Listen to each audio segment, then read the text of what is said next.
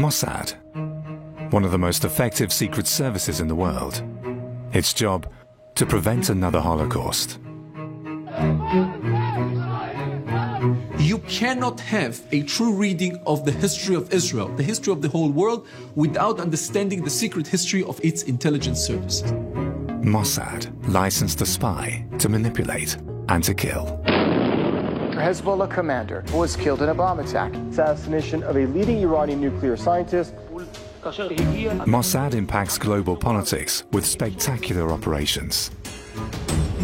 Mossad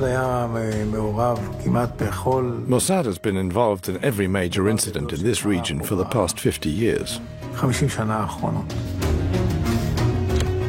Mossad, feared, powerful, controversial.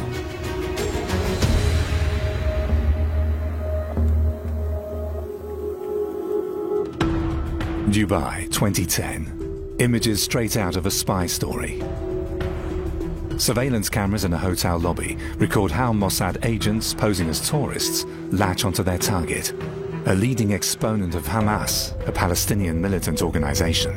Hamas commander Mahmoud al-Mabhouh checked into the Al Bustan Rotana hotel on January the 19th. Within hours of his arrival, he was killed in his room. Dubai's police chief says he's certain Mossad is responsible. In the eyes of Mossad, al-Mabhouh was instrumental in procuring missiles for Hamas, intended to kill Israelis. Yet, does this justify murder?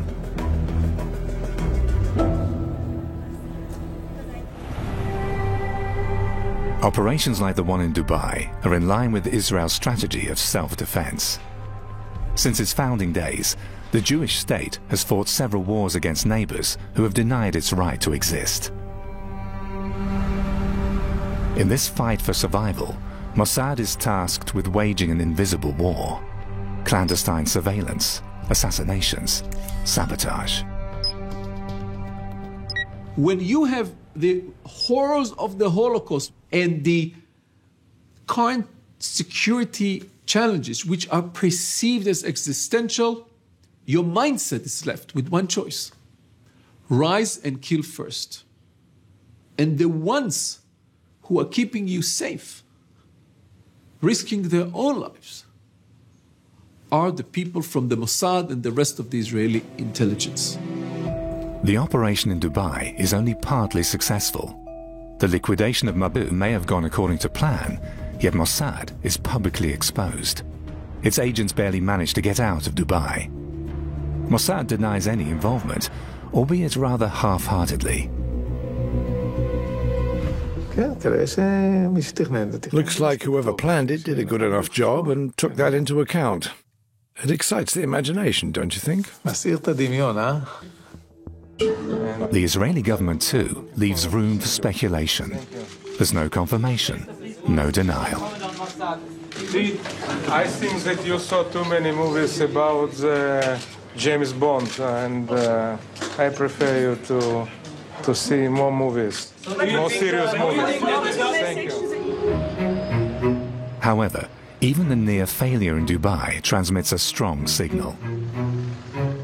I think it sent out a broader message that Israel had a long reach and it would do what it felt was necessary in order to ensure the security of the State of Israel and the citizens of the State of Israel. Every action ascribed to Mossad, whether rightly or wrongly, enlarges its myth and thereby helps to protect Israel. The legend of Mossad as an all-powerful arm is carefully cultivated with a view to deterring any potential enemy. The conspiracy outlook is very much deeply embedded within the Arab world. Time and again you see these aspects of glorification, demonization, using it for inner political purposes. I don't know if it will surprise you, but there are many people in the Arab world who seriously argue that Mossad was beyond 9/11. The Israeli intelligence did not aim to create a myth. This was a byproduct of their strict policy of clandestine, secret espionage in operational work.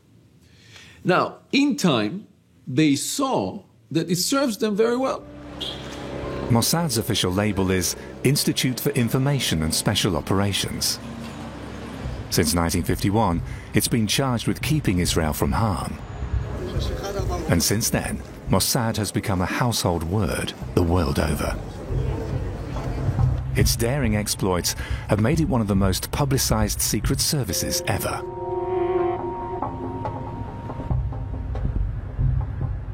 According to estimates, however, Mossad employs merely 3,000 people, a tiny establishment compared to the CIA, which can call on up to 23,000 operatives.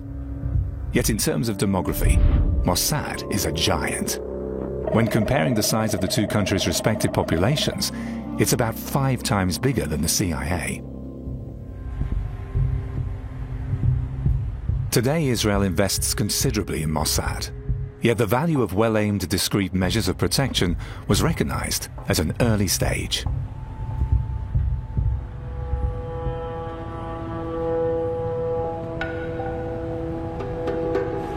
Israel's secret services originated from Jewish underground activities in Ottoman Palestine. At the end of the 19th century, the first Jewish immigrants from Europe set foot on the land of their forefathers, then under Turkish rule. In 1917, during the First World War, British troops oust their Turkish opponents. The government in London pledges to create a Jewish state after the war. Yet 1 year before, the Arabs too had been promised a state of their own. Decades of conflict will follow. By then, the Jewish community has acquired considerable stretches of land in Palestine. Their settlements come under attack by outraged Arabs. A clandestine movement is formed to strike back and to prepare for the formation of a Jewish state.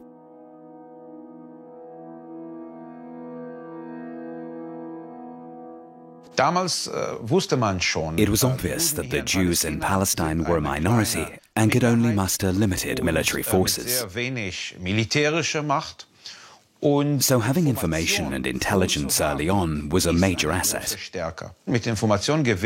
Information helps to win wars and also to win peace. That is why intelligence services are as important for Israel today as they were back then, to forestall attacks and to promote political developments.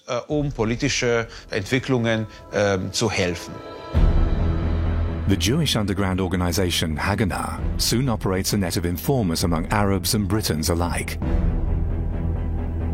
But Haganah also smuggles guns into Palestine, as well as Jewish immigrants from Europe who are fleeing the Nazis. Britain, as the mandatory power, restricts immigration to Palestine, attempting to pacify the Arabs. Yet ever more Jews from Hitler's Europe seek refuge in the Middle East. A good many Mossad agents learn their trade in the ranks of Haganah. One of these veterans is Shmuel Goren. We went and threw a Molotov bottle to an Arab in Haifa, and we were caught by the police. And they found in my pocket a pistol. I was jailed 3 days in the British in a police station. The British authorities decide to put the squeeze on Haganah. Raids on suspected gun caches amounted with ever-increasing frequency. Yet now, Jewish infiltration of the security forces pays off. And then came somebody and told us that if the British sergeant will ask you, what are you doing here, you just tell him that you don't know. We were caught in the street, and the sergeant was operated by the Haganah because they gave him money, or maybe I think that his wife was Jewish. I don't remember the reason, but he worked for us, and he saved us. So this was my first experience in this kind of business. With the end of World War II, the situation in Palestine takes a turn for the worse. Hundreds of thousands of Holocaust survivors are looking for a safe haven. Great Britain refuses to suspend the restrictions on immigration. In view of this, Jewish activists are determined more than ever to fight for an independent Jewish state, capable of offering protection to their kin. Radical splinter groups target British institutions. One of their leaders is Menachem Begin, a future Prime Minister of Israel. They blow up the King David Hotel in Jerusalem, the seat of the British administrative headquarters. 91 people die. In 1947, Britain announces her withdrawal from its mandate. The UN decides on the partition of Palestine. The resolution for Palestine was adopted by 33 votes. The Jewish state colored light, the Arab state dark, Jaffa to go to the Arabs, Jerusalem internationalized.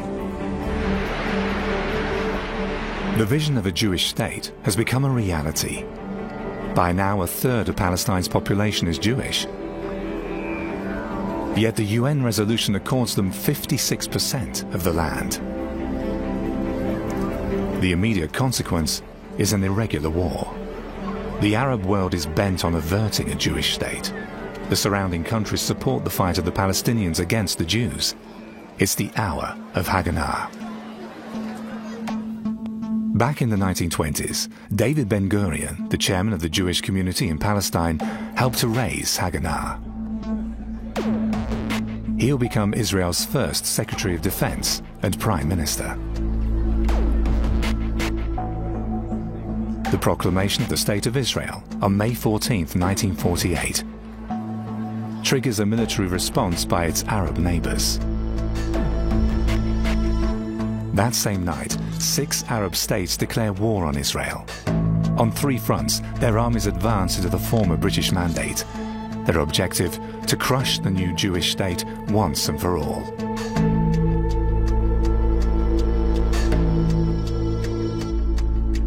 In terms of troop strength and equipment, the Arab alliance is vastly superior to the Israeli forces. Their soldiers have yet to learn the rules of conventional warfare. But the former underground fighters are well organized and highly motivated. The young men and women of Haganah know exactly how to achieve maximum effects by limited means. When Israel was declared in 1948, the population was around 650,000. Demographically, it was very small compared to the surrounding Arab states. And Ben-Gurion, as I say, was very, very keen to ensure that intelligence becomes a force multiplier for a state which was resource poor and relatively weak. Not just in forewarning, but equally in carrying out operations which strategically can benefit the newborn states. Their strength lies in collecting and evaluating intelligence, and they have a clearly defined aim. As for their enemies, it's quite the opposite. The Arab rulers are, above all else, determined to look after their own interests first. In July 1949, Israel has won its first war against its neighbors.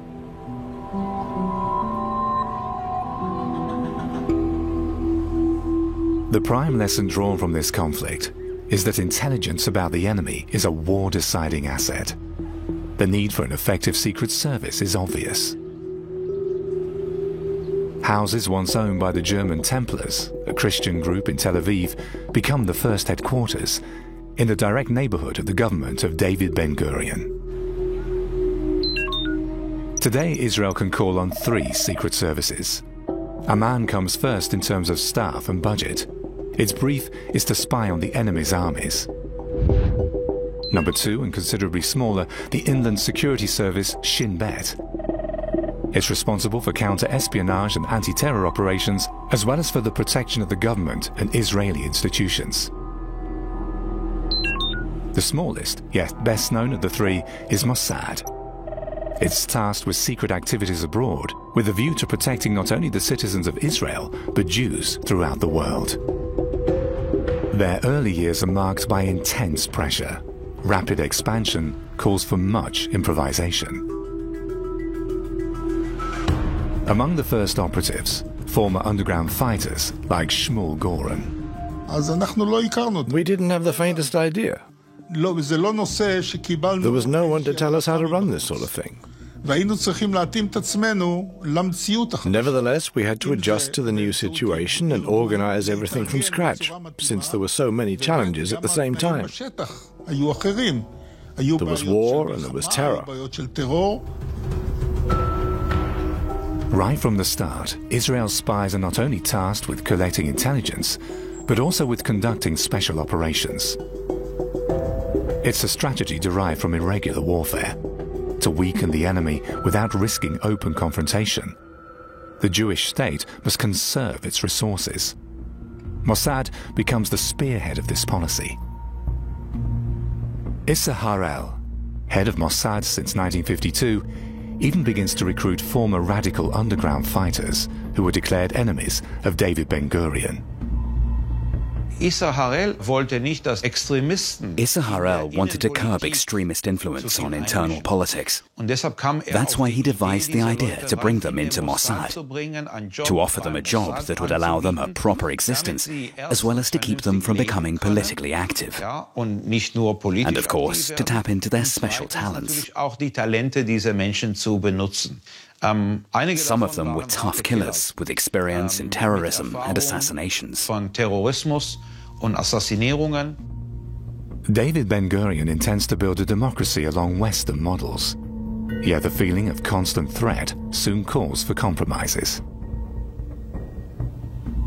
Ben-Gurion spoke about democracy, but he was not such a, I would say, an executioner of democracy. And so when establishing the intelligence community, he insisted on 100% secrecy, not even pronouncing the names of the organization, so not acknowledging their existence. If you do not acknowledge the existence, you don't need to obey any rules. The state of emergency declared by Ben-Gurion in 1948 is still in effect. For the Israeli forces and Mossad, this means walking a tightrope, to act in accordance with democratic rules and the law, and to effectively safeguard the security of the state at the same time.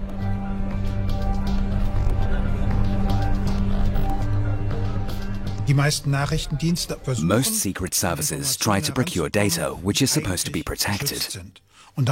By doing so, they, at the very least, infringe the laws of the countries involved.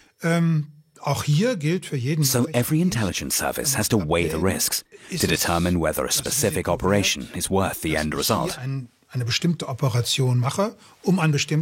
an assessment that is doubtlessly handled differently in Israel than with us. Mossad is under immense pressure to deliver. It must prove its worth for the protection of Israel, and this means it must produce results. So Mossad is much more prepared to take risks than, for example, other Western or Central European services. The clandestine experience has left its mark on Mossad. During the early years, it operates successfully behind the curtain, until overnight a spectacular operation reveals its prowess to the world.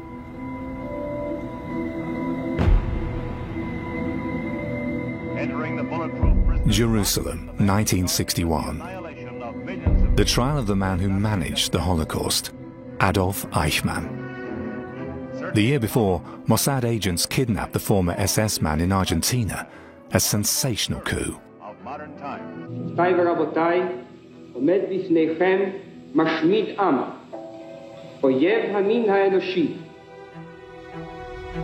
Eichmann was one of the key organizers of the Holocaust. After the war, he manages to escape to Buenos Aires, where he lives a sheltered existence under a false identity. When Mossad is tipped off about his whereabouts, a 67-strong team is sent to South America. Mossad agent Rafi Eitan is in charge of the operation. We were in a hideout close to his home. I went up to him saying, "Momentito, senor," and double Nelsoned him to the ground.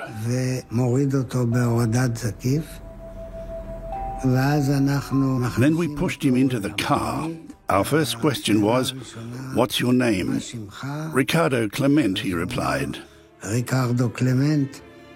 That was the name by which he lived in Argentina.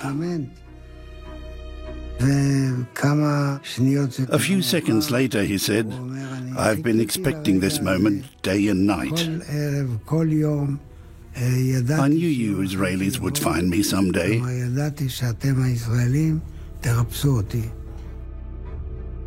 It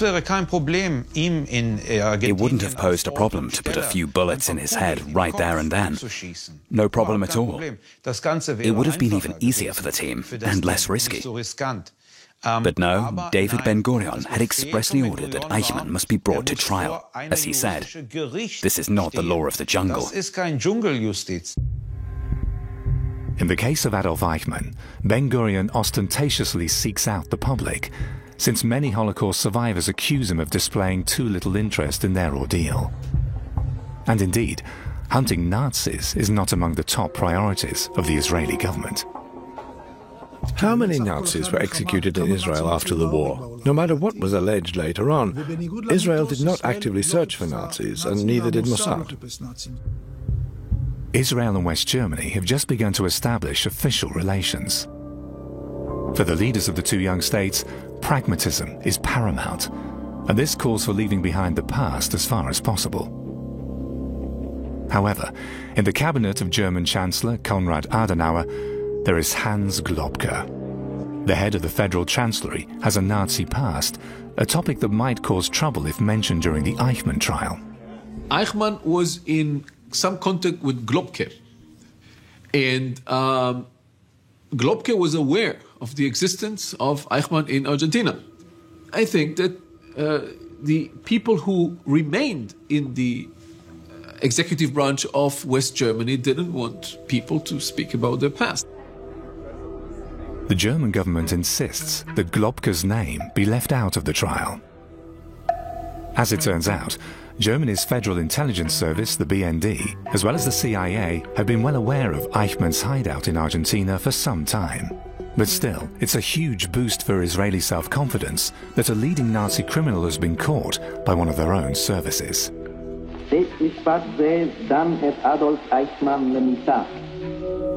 The capture of Adolf Eichmann is still counted among Mossad's greatest achievements, even given the fact that Mossad director Ha'el had been informed of Eichmann's whereabouts several years earlier. Issar Ha'el, though receiving information, didn't see the potential of looking and hunting and bringing to justice or killing Nazi war criminals. He had other things to deal with, and he didn't see it. Only afterwards did Issar Ha'el realize the magnitude of the publicity and the myth that such an operation can create. The Eichmann trial makes headlines throughout the world. To Mossad, it becomes the foundation of its myth, telling Israel's enemies, our agents may strike anywhere. It made us proud of ourselves. We, the Jews, had shown to the world. You tried to annihilate us, and now what? We are here. The Jewish people lives and exists. After Eichmann, only one other Nazi criminal is apprehended by Mossad.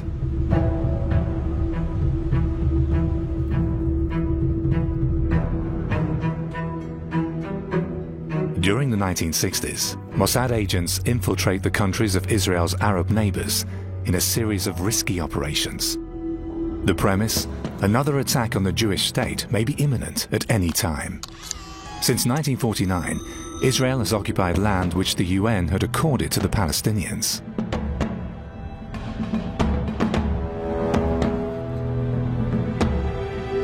Using sophisticated cover stories, Mossad agents managed to get access to the highest circles of their Arab enemies. From there, they recruit further agents and informers, often voluntarily supported by the residents of the local Jewish communities. At Mossad headquarters in Tel Aviv, agents are briefed about operations abroad. Potential recruits are comparatively easy to find. Israel is full of immigrants who've left the countries of their origin only recently. Immigrants coming to Israel from all over the world. And in this sense, it was easy to take someone who comes from Germany or from Egypt and send him back to Germany or to Egypt or wherever it is. He is typical. So getting agents undercover was very easy for the Mossad. The State of Israel offers protection to those who feel threatened in the countries of their birth. Driven by idealism, many immigrants are willing to serve Mossad and their new homeland.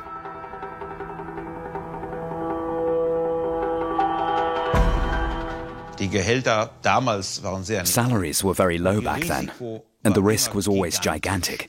Every agent knew that an arrest would lead to extensive torture and painful death. In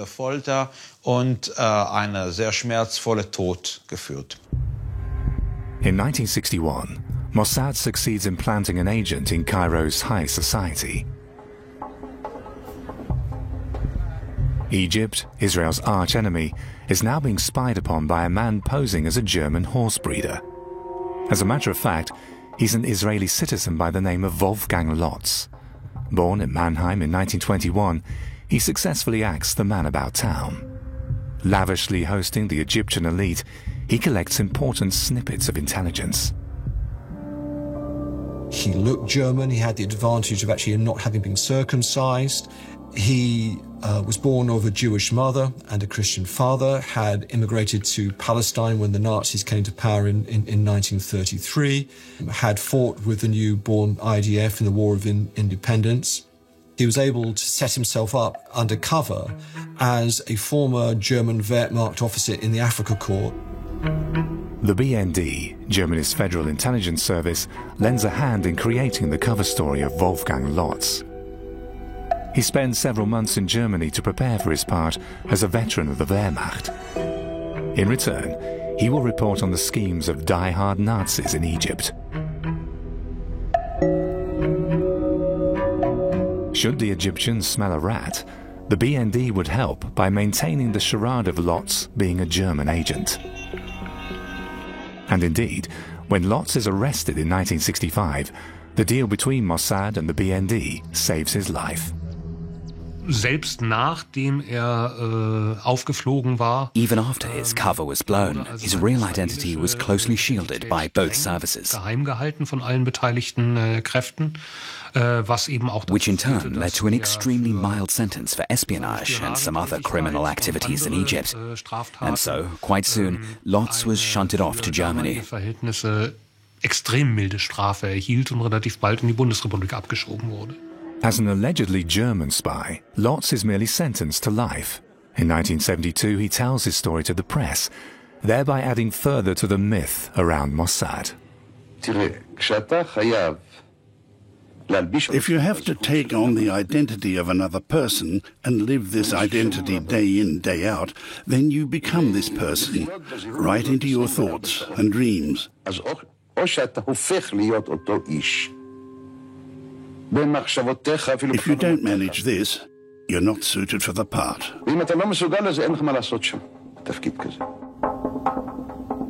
Had the Egyptians known that Lotz was a Mossad agent, he would have faced the death penalty. That same year, another Mossad agent is exposed in Damascus. Posing as a wealthy businessman, Eli Cohen has been successfully spying on the Syrian military leadership.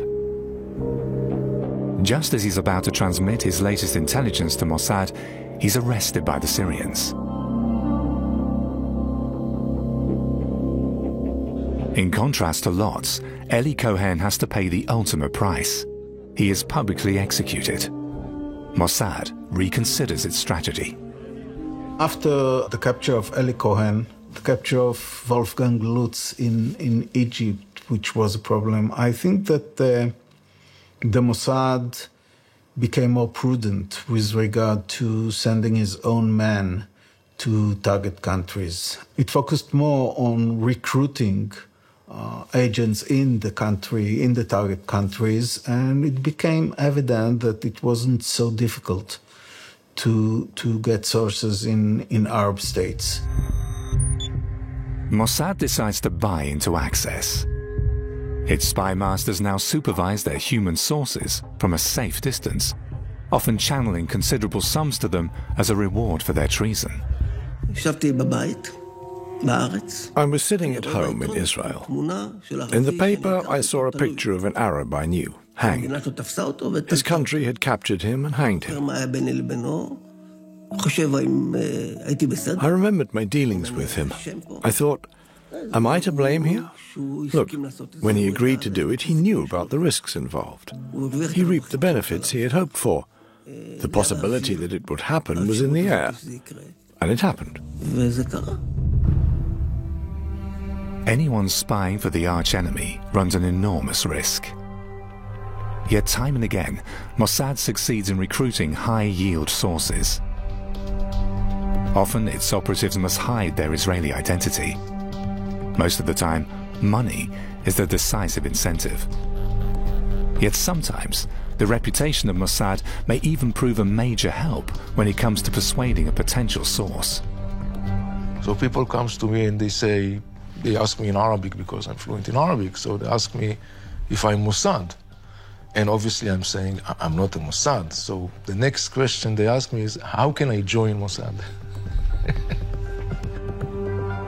Mossad invests a lot into cultivating its informants and promises protection wherever possible.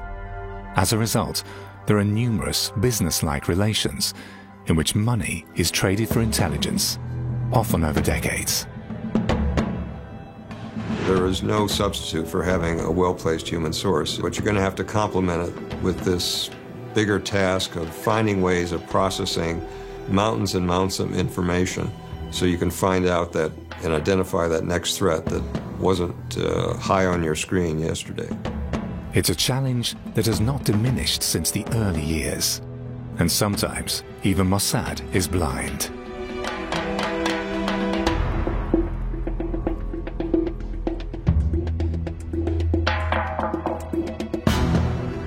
As in the summer of 1962, when Israel comes under a threat which Mossad had not foreseen. Egypt's President Gamal Abdel Nasser proudly presents his new missiles. His aim is to unite the Arab countries against the Jewish state. Nasser claims that his rockets are capable of reaching Israel. It's a shock for Mossad. Its agent, Wolfgang Lotz, had not reported on any dramatic progress in the Egyptian missile program.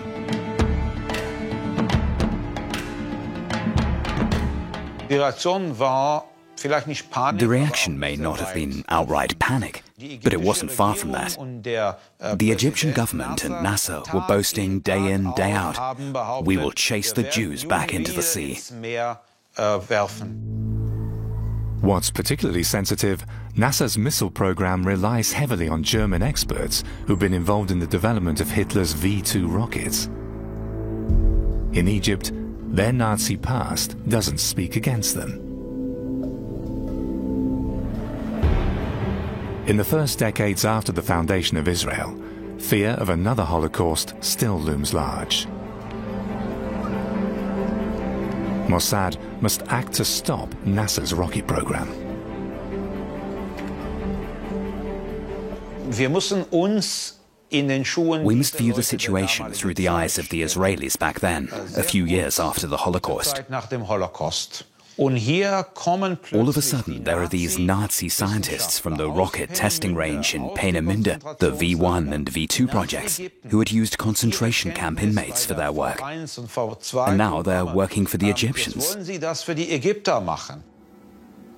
Heinz Krug, a German lawyer and arms dealer, is part of the setup in Egypt. His brief is to take care of the logistics of the project. In the early 60s, he left Germany and settled in Cairo, bringing his family along, as have a good few old comrades from the Nazi era. Overall, 35 Germans are working for NASA's missile program. This was in no way a hush-hush affair of some people secretly passing over to Egypt to build rockets there. Those involved spoke quite openly about it, and were even proud of it. And nobody told us you're not allowed to mention what Dad's up to.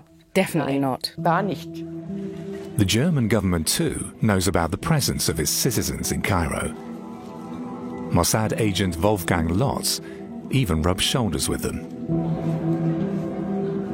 They had some knowledge about the missile project, but the truth was that all the different bits and pieces did not create an intelligence picture. And this is why they have done nothing, because they didn't realize that it happens. It was a huge intelligence fiasco. Mossad soon finds out that NASA's missile program won't get far without the Germans' expertise. Key figures of the program are targeted with parcel bombs. They kill 5 Egyptian workers. A German secretary, Hannelore Wende, loses her eyesight.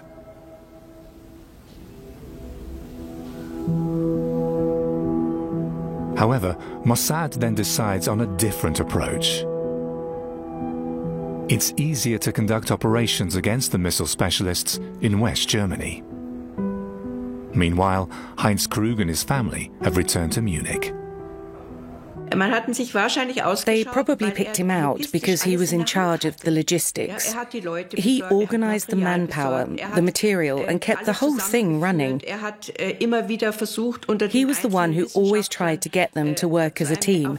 So he was practically the boss. On the morning of September 23, 1962, Heinz Krug leaves the family flat for his office.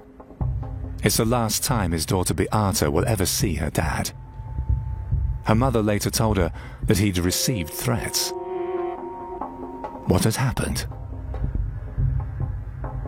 According to a Mossad agent, the scheme ran as follows. He had lured Krug into a trap using the cover of an Egyptian businessman. Together with some fellow agents, he had overwhelmed Krug and abducted him to Israel, where, so the story goes, Krug had been subjected to extensive interrogation.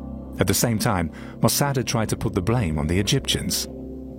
There really wasn't any actual motive for the Egyptians, since my father got along quite well with them. So this Egyptian angle didn't make any sense at all, at least not for us. Later on, it became ever clearer that, like it or not, everything pointed to Israel, where they denied it, of course, in the beginning. Beate Zoller and her brother look into it for themselves once they are old enough. They publish a book on their findings about the disappearance of their father. Officially, the case of Heinz Krug has never been solved. And it seems it was not only Mossad with a vested interest in keeping matters this way. We were sitting at the dinner table when the bell rang. There were 2 gentlemen who, according to their service cards, were German Federal Intelligence men. They told us to refrain from digging up all sorts of things and to stop chasing phantoms, that I should rather keep a low profile. Since then, several versions of Heinz Krug's disappearance have turned up. According to the latest research from Israel, Krug was finally killed by Mossad after a series of interrogations. Yet even the most drastic measures cannot stop the missile program. In May 1964, Mossad sniffs a new opportunity. Former SS man Otto Skorzeny could prove to be a top-level informant, since he has direct access to the leading figures of the rocket program. Skorzeny is one of the most prominent old Nazis still alive. Enjoying the protection of fascist dictator Francisco Franco, he leads the good life in Spain.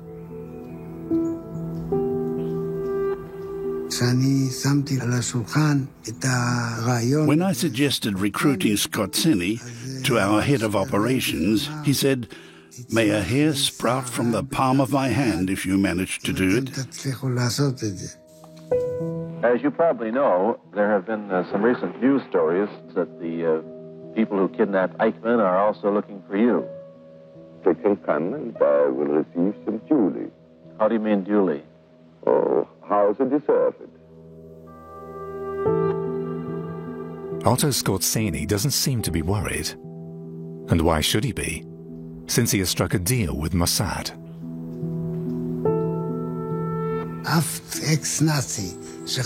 No ex-Nazi anywhere in the world could be sure of whether or not he was a target. The idea was to offer Skorzeny freedom from such fears. We said we wouldn't touch him. On the contrary, we'd protect him. It was a positive step that helped us reach every technician and every German official in Egypt.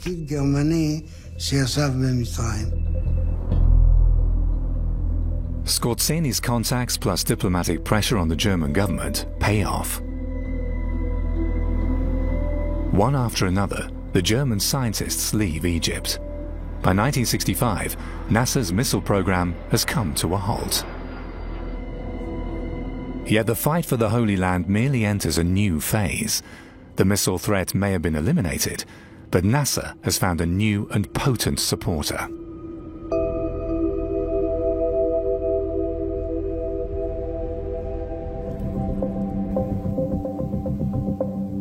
Israeli intelligence services register a rising influx of Soviet weapons and instructors into the Arab countries surrounding the Jewish state. The conflict between East and West dominates politics the world over. Moscow is hell-bent on getting a foothold in the Middle East with a view to weakening NATO's southern flank. It was in the U.S. interest to keep the Soviet influence at bay in the Third World, in Africa, and in the Middle East. And it was obviously in Israel's interest. Israel was a great ally for the United States as the Cold War went on, because as the United States and the Soviet Union jockeyed for power, they picked up local allies. For Mossad, it's an opportunity not to be missed. Its intelligence output might prove a considerable asset for the Americans. If the Western superpower decides to enter the Middle Eastern arena, it must link up with Israel, which includes Mossad, with its discrete channels into the Arab world.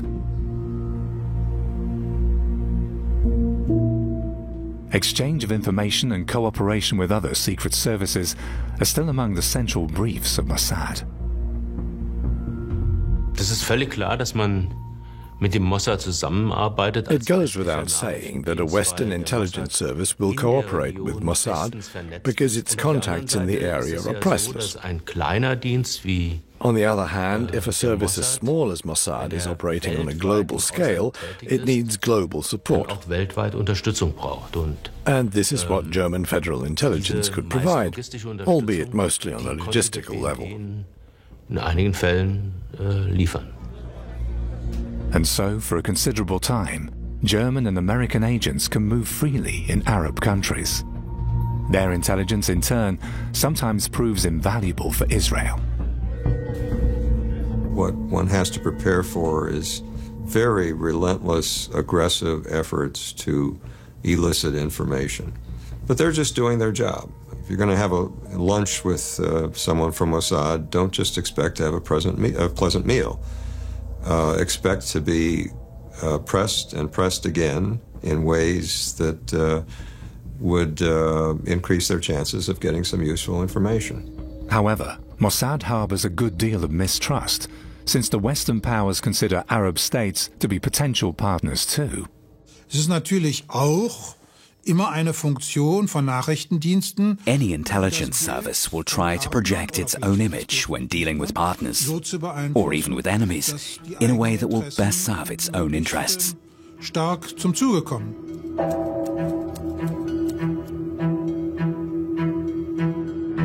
When Ben-Gurion seeks the cooperation of American secret services in 1951, he still does so cap in hand.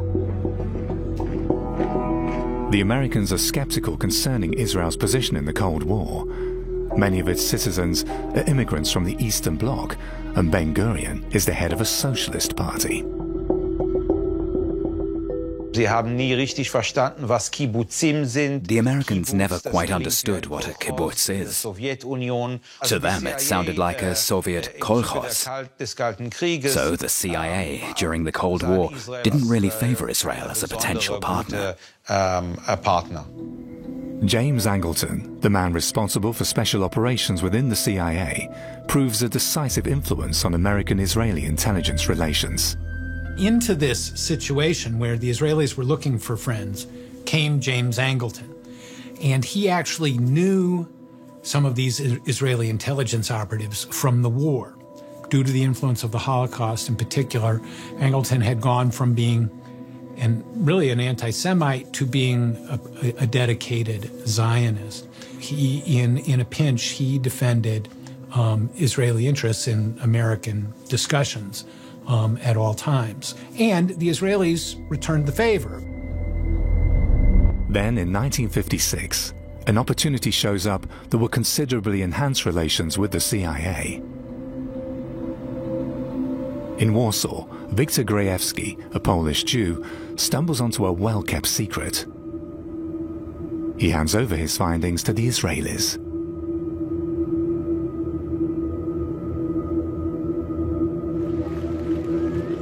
It's a transcript of a programmatic speech by Nikita Khrushchev, the new #1 in the Soviet power apparatus.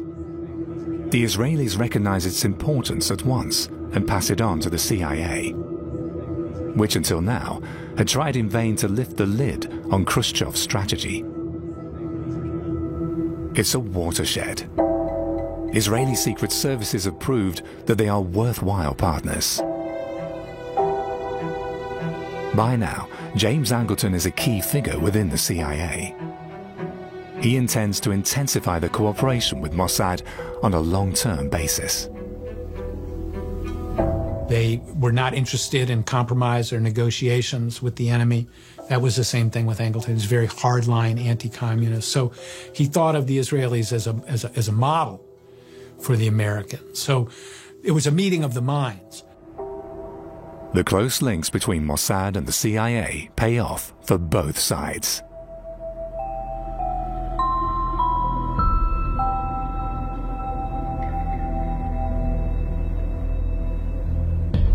In the mid-60s, the Soviets' growing influence in the Middle East begins to pose a definite threat for Israel. The delivery of modern combat jets to surrounding Arab states is cause for alarm. The MiG-21 has a reputation for speed and maneuverability, on a par with the latest Western-built jets.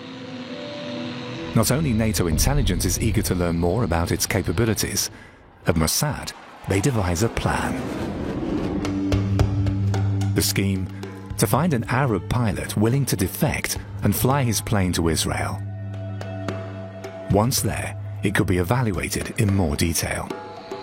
Using its channels into the Arab world, Mossad finally produces a prospective candidate. Munir Redfer is a fighter pilot with the Iraqi Air Force. He was an Assyrian Christian, and because of that, it was clear that he wouldn't be promoted any higher than his present rank. So, he was frustrated and angry.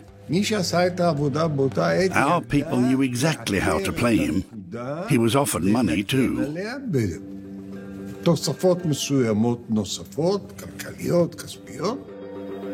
At their first meeting in Iraq, the Mossad agents know everything about Redfer.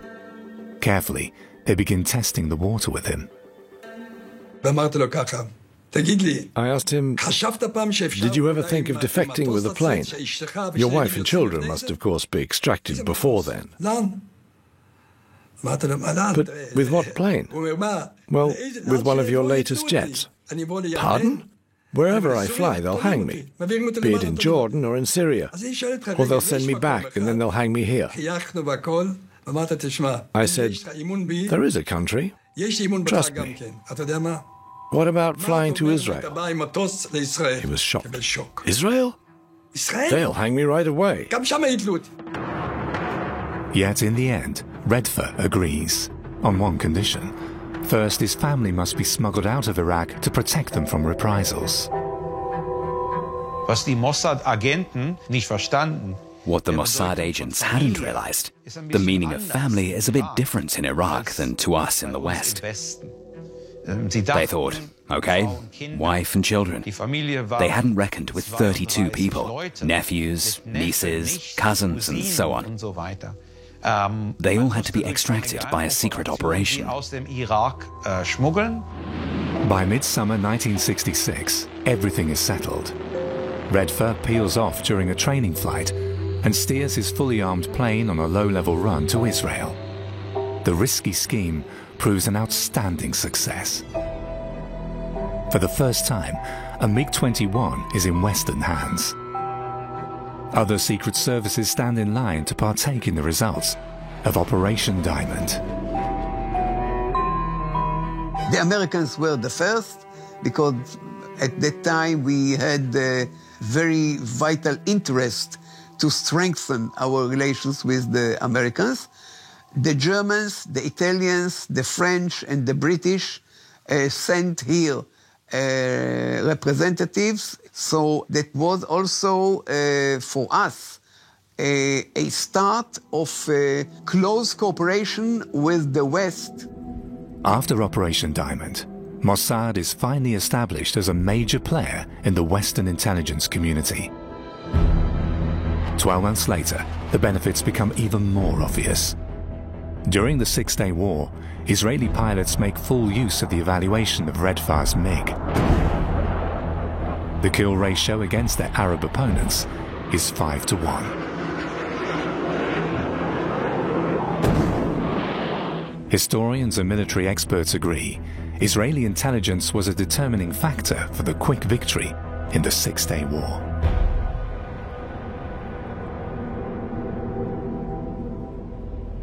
The Six-Day War changed everything. It changed Israeli society, it changed the Arab world. That created or amplified the myth of Israeli intelligence, created or amplified the myth and the legend of the strength of Israel, but also projected on the Israeli sense of self-security. After the Six-Day War, Israel controls almost 4 times as much territory than that accorded by the UN in 1947.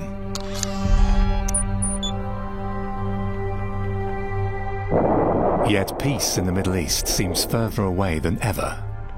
Israel's neighbors prepare for revenge, and the Palestinians too have lost much of their territory to the new regional power.